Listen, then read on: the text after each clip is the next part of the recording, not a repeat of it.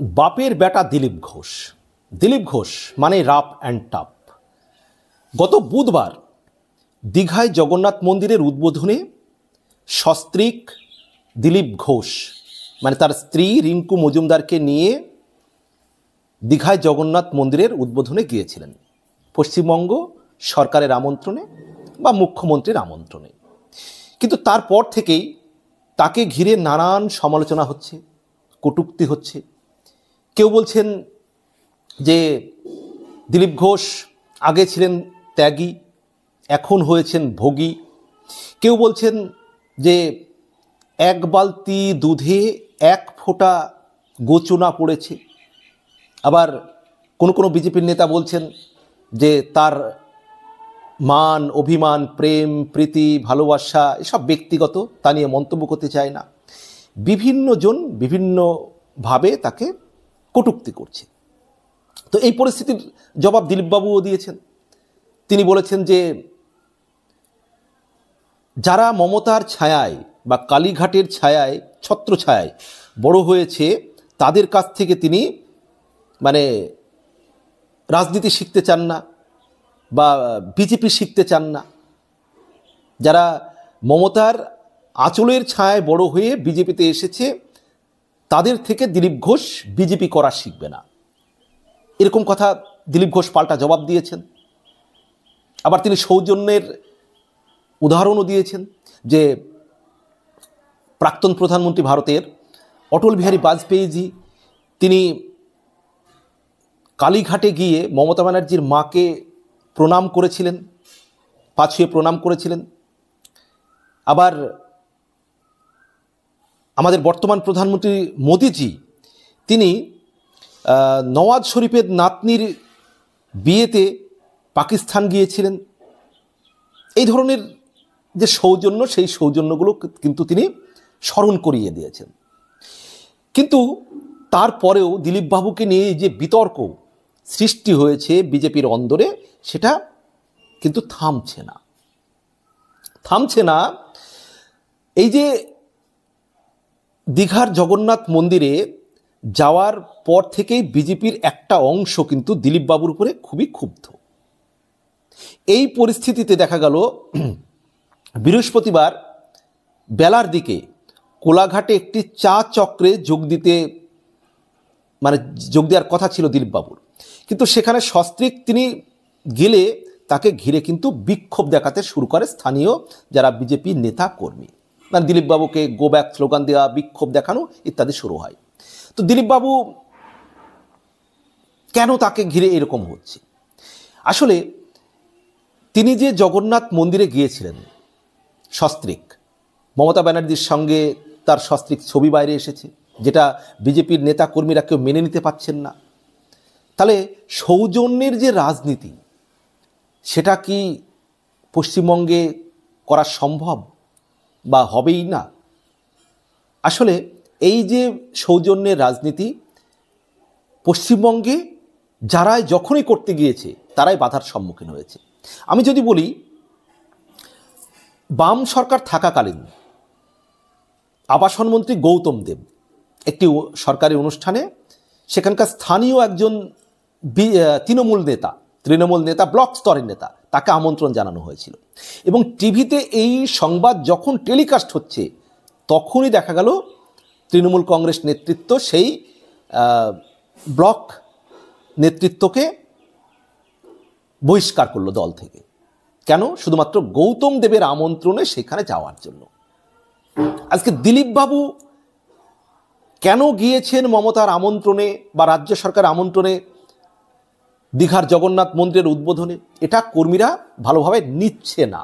তার উপর একটা ক্ষোভ বিক্ষোভ, যেটার ক্ষোভ বিক্ষোভ কিন্তু প্রকাশ পেয়েছে এই কোলাঘাটে যে একটা চা চক্রের প্রোগ্রাম করার কথা ছিল দিলীপবাবু, সেখানে গিয়ে কিন্তু কর্মীরা বিক্ষোভ দেখিয়েছে দিলীপবাবুকে ঘিরে।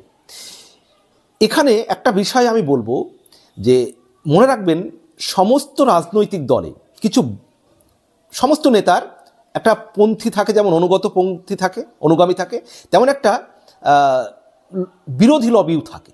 তো এই বিরোধী লবি সবসময় কিন্তু সেই নেতাকে কোণঠাসা করতে চায়। এখন দিলীপ বাবুর যে বিরোধী লবি, তারা তো দিলীপ বাবুকে কোণঠাসা করতে চাইবেই।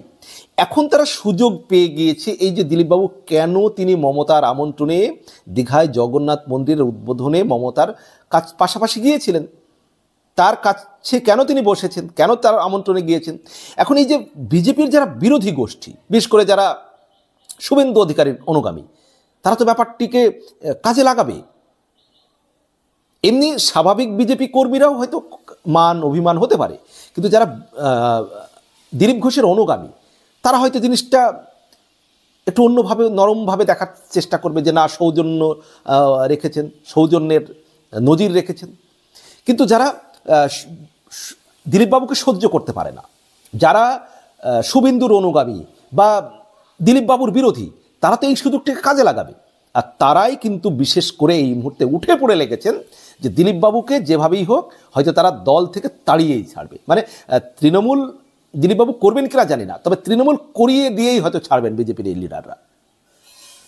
মানে তাকে এক কথায় মানে বাধ্য করার দিকে নিয়ে যাওয়া হচ্ছে।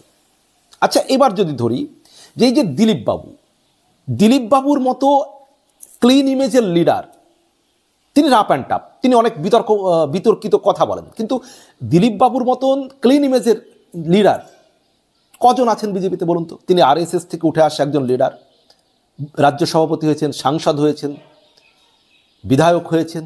তিনি নিজেই বলেছেন যে তিনি কখনো সিগারেট খাননি, তিনি মদ খান না, কোনো নেশা করেন না। তিনি সম্প্রতি 60 বছর বয়সে বিয়ে করলেন, তিনি এতদিন বিয়ে করেননি। তিনি আরএসএস করেছেন, আরএসএসের জন্য তার জীবনের মূল্যবান সময়গুলো কাটিয়েছেন। তারপর বিজেপি করেছেন 60 বছর বয়স পর্যন্ত। তার কোনোরূপ চারিত্রিক কোনো দোষ ত্রুটি নেই, তার কোনো নেশা নেই, তার কোনো দুর্নীতির অভিযোগ নেই এখন পর্যন্ত।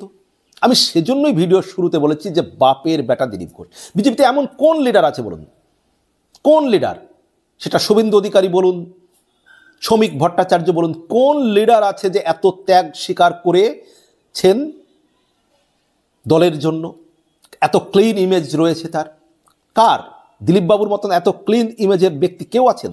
এখন কেউ যদি বলবেন তাহলে দিলীপবাবুর হয়ে আমি ঢাকঢোল পেটাচ্ছি, আমি ঢাকঢোল পেটানোর চেষ্টা করছি না, আমি লজিক দিয়ে বলছি যে যারা দিলীপ ঘোষকে রাজনীতি করা শেখাচ্ছেন, দিলীপ ঘোষ তো বলেছেন যে যারা কালীঘাটের বা মমতার উচ্ছিষ্ট খেয়ে এখন বিজেপিতে এসছেন, এসে তারা বিজেপি শেখাবে, এটা বলার অধিকার দিলীপবাবু রয়েছে। দিলীপবাবুর এই চ্যালেঞ্জকে অ্যাকসেপ্ট করতে পারবেন? দিলীপবাবুর বিরুদ্ধে কোনো দুর্নীতির অভিযোগ রয়েছে? নো। দিলীপবাবু কখনো কোনো মানে রাফ অ্যান্ড টাফ কিছু বিতর্কিত কথা বলা ছাড়া তার কোনো দোষ ত্রুটি দেখাতে পারবেন? এত ত্যাগী নেতা বিজেপিতে কজন, পশ্চিমবঙ্গে কজন আছেন? তিনি বিয়ে করলেন, এখন তাকে ভোগী বলা হচ্ছে। তিনি মমতার সঙ্গে গিয়ে বসেছেন জগন্নাথ মন্দিরে দীঘার উদ্বোধনে, পাশাপাশি ছবি বেরিয়েছে, এটাই খুব, এটা মান অভিমান রাগ অভিমান হতে পারে, কিন্তু তার জন্য এই যে কোলাঘাটে ঘিরে তাকে যেভাবে একবারে বিক্ষোভ দেখানো হচ্ছে, তাকে যেভাবে অপমান করা হচ্ছে, এটা কিন্তু মানে শুধুমাত্র ওই মমতার পাশাপাশি যাওয়া বলেই নয়, তারা এমনিতেই হয়তো দিলীপবাবুকে পছন্দ করেন না।